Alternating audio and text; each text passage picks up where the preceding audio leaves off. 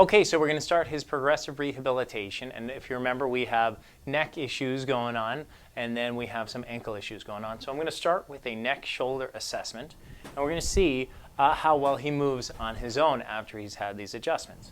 So, Irvin, if you could keep your teeth together and touch your chin up to your chest. And down. And that looks a little bit limited to me with the range of motion. What do you feel? By the time I got to that point, it was a little bit of a stretch on the back of the neck, but it just felt unstable. It felt unstable? Yeah. Shaky? I would say shaky. Okay. Turn your head to the right as far as you can. Okay, and back to neutral. And now all the way to the left as far as you can. And good. It looks a little bit more limited when you go to the left. Would you agree with that? I do, yeah. And now, was it more stiff and limited when you went to the left, or more unstable when you put your chin to your chest? More unstable chin to chest. We'll try to find a stabilization to where we can help that instability. So what I want you to do, number one, keep your teeth together. Okay. I want you to press your tongue to the roof of your mouth and bend one knee. Good. And let's do this. Let's put both hands down and squeeze both hands into the table so that I can't lift up. Good. Keep squeezing like that. Take a nice deep breath and let's get a long exhale. And during the long exhale, touch your chin up to your chest. And down. So a little shaky. How did that feel though? It felt better. The shakiness I felt more in my abdomen than in my neck. Okay. Did you feel the instability? No, it didn't feel unstable. Okay. Shaky a little bit, but not unstable. Do it again. I want to look at the range. Good. So one of the things I really want you to do, when you flex your neck, it's kind of segment by segment. So you're kind of doing this, like a global motion. I want it to kind of rotate up, if that makes any sense. Yes. And I want you to try to look at my finger. Ready? So engage, get the exhale, and down. That looked so much smoother to me. Yeah. Yeah? Okay, so you're trying to see the O of capoeira. You engage through the arms. You make sure you're breathing correctly. And give me 10 reps. So both arms are a little bit stiff and limited. Those are significant contributing factors to additional stress on the neck. So we're going to want to address that with our rehabilitation going forward so he doesn't continue dealing with too much stress on his neck. We're going to try to see if we can find a core activation that actually improves his range of motion. So I'll just start with this. I'm going to push your leg like that. Don't let me do that. So fight against that. Good. And now with your left arm, go as far back as you can. And you already lost control over here. So let's try that again. I'm going to reset, engage, and left arm. And down. Good. Looked a little bit more flowing and easy to me, but clearly the range of motion still wasn't good. How did it feel to you? It felt pretty well. It felt pretty smooth. It's just that once it gets up there, it just kind of stops. And again. Shoulder popped. So I don't want you to move through your rib cage at all. Okay. Okay.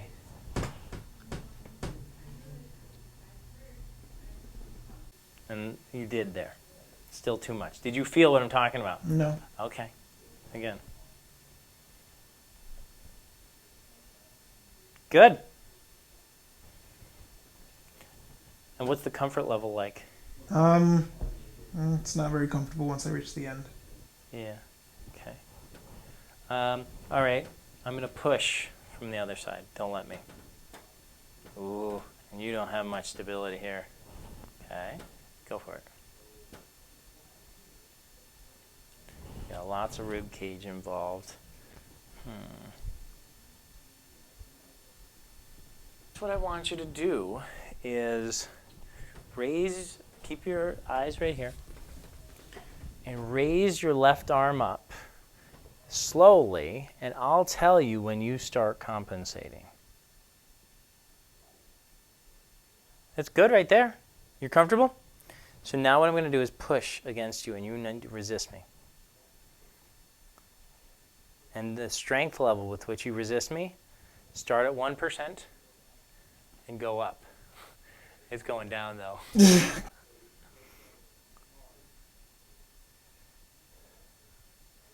Good, and I'm going to let go. Get a couple more degrees of range of motion. Up, up, up, up, up. You did actually great. You didn't move your rib cage. That was a lot of focus. That was tough though. Okay, down, down. Let's do the right side. Go as far as you can. Don't allow your rib cage to move at all.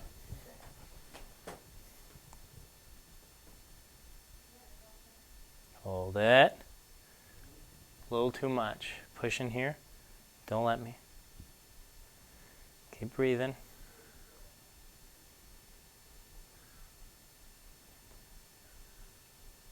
Okay, raise it back up. Just through the shoulder. Good. Okay, and relax. I think that's going to be your way to address this these days. Because, you know, we've tried the other stuff and you really like arching through your chest and your rib cage, but you did a great job of keeping them neutral in that particular position. You're not going to get full range of motion. You have to feel when you lose it, and then don't. Okay. So that's your shoulder exercise. We already found your neck exercise, and now we have a shoulder exercise that I do think that makes more sense for you. Yeah. So it was yeah, it was a challenge and a lot of focus. So Yeah. Okay. So what we want to do here is we really want Irvin's foot, particularly his left foot, to get to the point where he can maintain a neutral posture with his heel and not let it kind of invert like he likes to let it do. So what I'm going to have him do from this kneeling position, I want him to shift his knee out just a little bit, which is going to supinate his foot and make sure it's in good alignment. And he can control this alignment pretty easily. But what we're going to do is we're actually going to make sure he's stabilizing his upper body while he's keeping good posture of his foot. And that's one of the ways we're going to help him to stabilize his foot. So what I'm going to do, Irvin, is I'm going to push you over here. And that was difficult, wasn't it? And I'm going to push you from here. And that wasn't so hard. So we're going to alternate with what we call perturbations. There we go. That was tough.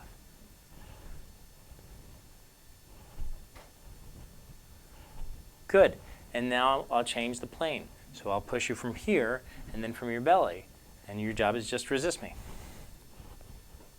Good. No problem with this. Now I'll kind of go diagonal. Oh, that one right there. So reset. Don't bring the foot out, bring the knee out.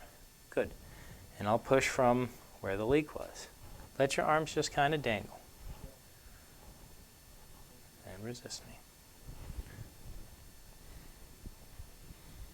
Good. So believe it or not, we're stabilizing his foot right now. Oh, this is where the leak is. Yep. So this is how you can tell. His hip is contributing to his foot. He does not have control over here when I put forces this way. And guaranteed his foot compensates as a result of that.